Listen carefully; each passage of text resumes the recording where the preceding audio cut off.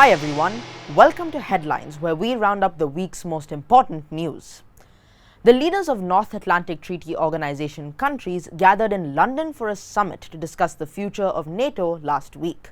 This meeting was an annual summit of NATO nation leaders and marked the 70th anniversary of the body. But it turned into a high school gossip sesh as the leaders of France, President Macron, Canada, Prime Minister Trudeau, and the UK, Boris Johnson, were caught on camera taking jabs at US President Donald Trump. While the aim of the summit was forgotten, what we left with as a conclusion is that no one is taking Trump seriously anymore. Trump flew home a day early to try and escape the haters, but when he landed in the USA, he found through the hard way that haters will always hate. He was immediately hit by House Speaker Nancy Pelosi announcing his articles of impeachment. So, despite all of his efforts, it looks like Trump was never able to make it into the cool kids club. Saudi Aramco, the Saudi Arabian oil giant and the world's most profitable company, sold some of its shares in Riyadh this week. The share sale was the biggest to date, $25.6 billion, surpassing that of China's Alibaba, which raised $25 billion in 2014 in New York. And Saudi Aramco is now valued at a whopping $1.7 trillion. The question is, what does the Saudi government plan to do with all this money? Buy 8 million Xboxes in a Beverly Hills penthouse? No. Mohammed bin Salman, the Crown Prince of Saudi Arabia, intends to use this money to propel his Vision 2030 that aims to reform Saudi Arabia economically and politically and reduce its dependence on oil. For someone who's been the subject of criticism for the murder of journalist Khashoggi and negativity for his country's involvement in the war in Yemen, this loosening of control in a state-owned enterprise and raising fat loads of money seems like the first step to receiving some international goodwill. Staying in the Middle East, Abel Abdul-Mahdi, the Prime Minister of Iraq, has stepped down following large-scale protests concerning poor governance and unemployment. Demonstrators, however, are not satisfied and want other changes to be made as well. Angered by the lack of jobs and basic public services, many protesters say corruption is to blame and want a full change in cabinet. Iraqi authorities have killed more than 400 people since the unrest began in October. And Iraq's neighbor, Iran, is also consumed by protest as well. Human rights groups have said that up to 450 Iranians have been killed protesting a rise in the state-controlled price of fuel. The Iranian regime has been accused of hiding the scale of its crackdown by shutting down the internet. This couldn't have come at a worse time.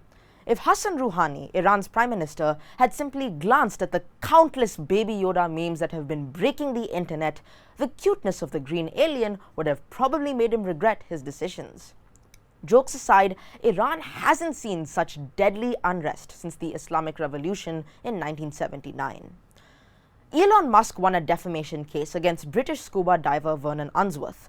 Unsworth sought $190 million from the billionaire CEO of Tesla. Why? Back in June 2018, 12 teens were trapped in a cave in Thailand. Unsworth, a seasoned diver and cave explorer, was among a group of professionals who went to rescue the boys. Musk sent over a mini submarine to aid the rescue, but it was never used. Unsworth claimed that it was all a PR stunt and said that Musk should stick the submarine up where it hurts. This triggered Musk, who tweeted out a response that stated that Unsworth was a random pedo guy. Musk told the court he did not expect the pedo tweet to be taken literally, as it was a common phrase used in his home country of South Africa. He said that at the time he thought Unsworth was just some random creepy guy who was unrelated to the rescue in any way. The jury came to a unanimous decision in less than an hour that Musk was not guilty of anything. There's a darker side to this verdict though, that you can make any accusation you want to, as vile as it may be and as untrue as it may be, and still get away with it. Kamala Harris officially withdrew from the Democratic race for president. She claimed that she couldn't fund her campaign anymore. A year ago, Miss Harris was seen as a possible frontrunner for the nomination. She was modern, politically driven, and a true representation of America's multicultural society, having Indian and Jamaican parents.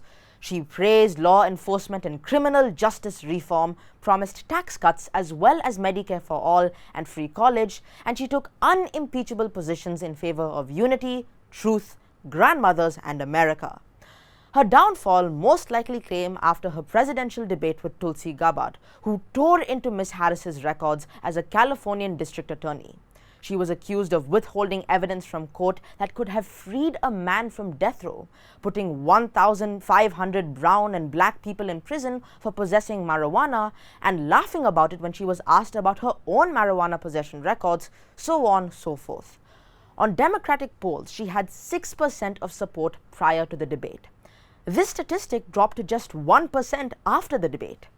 Joe Biden said he would consider her as a possible running mate should he win the election. YouTube Rewind 2019. It was a disaster. The disclaimer that popped up at the beginning of the video said that all the users made it what it is, since the video was literally a recap of the most liked music videos, gaming videos, and whatnot. And yet, it still managed to get a record-breaking 4.4 million dislikes and counting. But first, what is Rewind? Every year, YouTube puts together a video that summarizes the most important internet happenings of the year. From new YouTubers to hilarious memes, it's supposed to have everything. After last year's Rewind video, which ironically became the YouTube video with the most dislikes, people asked for a better YouTube Rewind. And this year, YouTube put random clips together and called it a day. Slow clap for them. And to round it off, this meme has been circulating on the internet over the last week, and it does have a good point. Rather than acting visco or trying to be environmentally friendly by fitting into modern trends, there are easier steps that we can take. We don't need to buy and use a metal straw to drink a milkshake or drink Coke through a hollow paper cylinder to prove environmental consciousness. We just don't need to ask for a straw in the first place. That's all for this week. Please like this video and subscribe to Young Post for more news and updates. See you guys next week on Headlines.